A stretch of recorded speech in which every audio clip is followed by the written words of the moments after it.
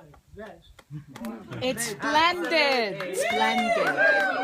Exceptional and frugal wife. Scraped together this using old draperies from the family estate. The curtains don't close anymore. I can tell you truthfully that I have nothing, absolutely nothing to do with this extensive and endless preparations for this weekend of celebration.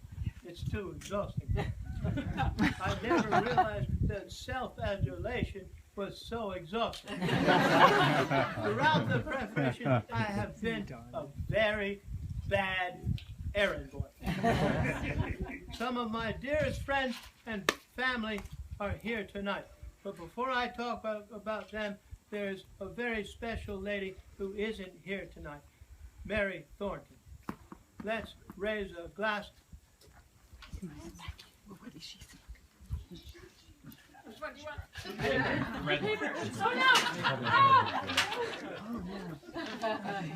Tremendous and outstanding friend. We wish her a very speedy recovery. My brother, Roderick, there he is, right there. Right. And his wife, Melanie, there she is, in the room, have come all the way from London. He was so relieved when I promised him that I was not coming out in drag like Who would that guess, huh? In fact, there is a running bet as to which one of us will retire the earliest. As Roderick doesn't have a full dance card as I do, I declare Roderick the winner. Ladies, I do have a couple of spots still open. Yay. Now let's turn to Melanie. Roger's consummate wife, the couple with the most coveted address in London, and whose entertainment and hospitality is always forthcoming. Rachel and I cannot thank Melanie and Roderick enough for their open arms and heartfelt reception at Cheney Walk. My father grew up there too. Only my youngest daughter, Hannah, could attest to their welcome more than we. She somehow managed to lock, at least that's the story, lock herself into her own room at Cheney Walk and had no other choice than to call Melanie in Spain to call Lord Chelsea to help. Welcome back the damsel in stress and hostess with the mostest. Melanie and Roderick, it means the world to me that you are both here. As you all know, my girls are the pride and joy of my life, and every year I love them all the more. Emily Devrin announced to her mother at age 7, well, Mommy, I guess I just want to rule the world. This was after she was observed standing atop a 36-inch snake rail fence, only with her red wellies on. Hands on her hips, arched forward, and peeing in a perfect with a huge grin of complete satisfaction. Now, just a few years later, Devin has just come back from a horse farm in New Hampshire where she was shooting a short film. Hannah has completed Ridley Scott's new mini-series on the Civil War. Hurrah. Just to confirm my expectations and give warning to all would-be suitors, I am personally planning to escort each of them to their premieres. And yes, I will be wearing something special. Lizzie, where's Lizzie? There she is, Liz. All right, Lizzie. All right. where am I here? Thank you. Lizzie, Rachel's superlative mother and granddaughter to my girls, is an outstanding, gorgeous woman, naturalist, watercolorist, writer of a very famous cookbook, My Way to a Man's Heart. Very successful businesswoman, founding and running for 15 years, Leslie Elizabeth. She won my heart the first time we went to dinner. I found the vichyssoise an impossible challenge at age 18 with a spoon. Then there is Jane Turon. Jane? Where's Jane? Where's JJ? Oh no! JJ! She was here. She's probably working.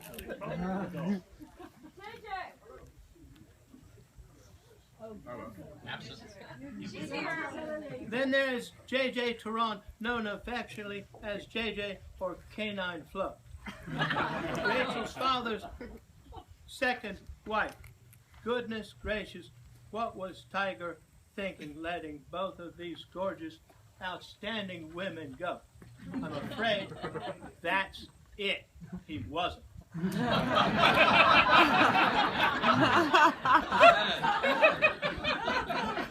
Big time.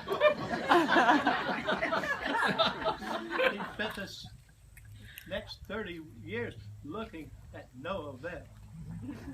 Fantastic photographer, web designer, computer code writer, horse race enthusiast, organic gardener, leading consultant contractor for the city of Philadelphia's housing for 20 years, working directly with many of the mayors. Finally, she is the privy counsel to my family, especially the girls. We all have our private and quiet time with our beloved and adored JJ. Rose? Rose, next. My first love when I was just 13. Oh my God. Okay. Gentlemen don't tell stories. I'm confused. Oh, Bill's up there. Rose was my brother Raymond's third grade teacher who lived with us at Whippoorwill. Lucky boy. Raymond got caught peeking through the bathroom keyhole. Raymond, what are you looking at? Rose implored. Oh, women look alike. Raymond had an indefatigable stammer, especially when he was silent, and he was excited. Well, you sure don't look like Mommy.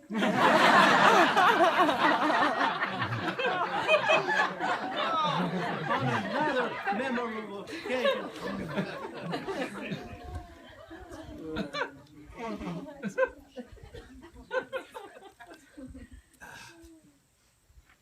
Raymond proposed to Rose. Rose's immediate response, "We can't get married. Raymond, we don't have any money."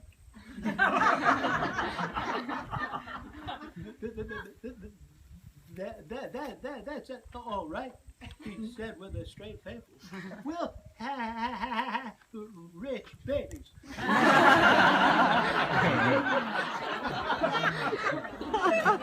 Despite my efforts for all of my best friends to be outstanding women, I have made some excellent male friends along the way.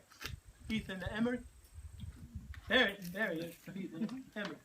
If there ever was a bigger than life human being, it is Ethan, even in his 20s.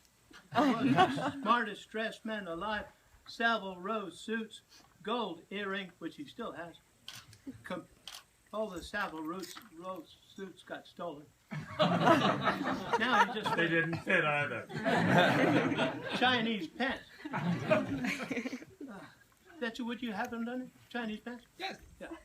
And gold earring, and completed with Tui, his beloved white cockatoo on the shoulders of his white linen suit. At 13, I was in absolute awe. No matter what it was, he was the master, shooting, sailing, calling turkeys, ducks, geese, without the use of a diaphragm. Cooking and painting. Ethan, thank you for the Pacama's Chinese pants and sense of style. Up next, Jeff Carmel. Jeff, all right. My college mate, ever cooking companion, driest, funniest, and quickest mind going, except Nick Ranican. Is Nick here tonight? Huh? Not yet. Who is so relieved he wasn't coming to my funeral. All Jeff's education and writing acumen, he asked his son, Jay, right there, you're on deck, Jay, here we go, if he would like to shoot skeet at Jamie's Sunday pig roast, to which Jay replies, duh, Dad.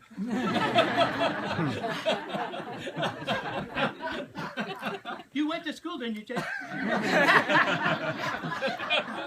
Nick, the true horse whisperer, who shares my birthday with me, calls every so often to make my laugh hard enough that Weiss comes running fearful another heart attack is brewing. Then there's Greg Dicker. There's Greg, who flew all the way from San Diego to San Francisco with his family just for the chance that he might see me at DeWolf, Emery, Ethan, and Rose's son, my beloved godson, at his Stanford graduation. Persistent as always, Greg made it happen, just like he always has. After thousands, and that's not an exaggeration, of backgammon games, 40 years, I can announce I've only won once. I'm not very good at it. Roderick, Jeff, Greg, Nick, and Ethan have been the most concerned brother and loyal friends throughout my brain cancer, calling every week just to check in and witness the changes. Don't worry, I'm now coming to the end of my speech. Holding hands on the veranda, watching the nightly sunset, my wife Rachel said, I'm so grateful and relieved that you are going crazy gracefully. That's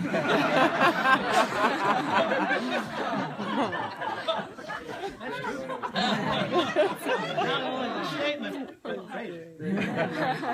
Now, if you all kindly make your way to the barn to see what awaits us there, after we are seated, Lori Bell will bless our good fortune and food, and I get my first drink.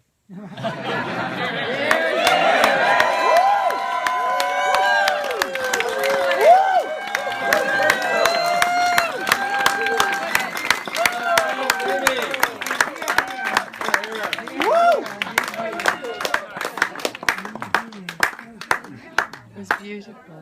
Exhausting.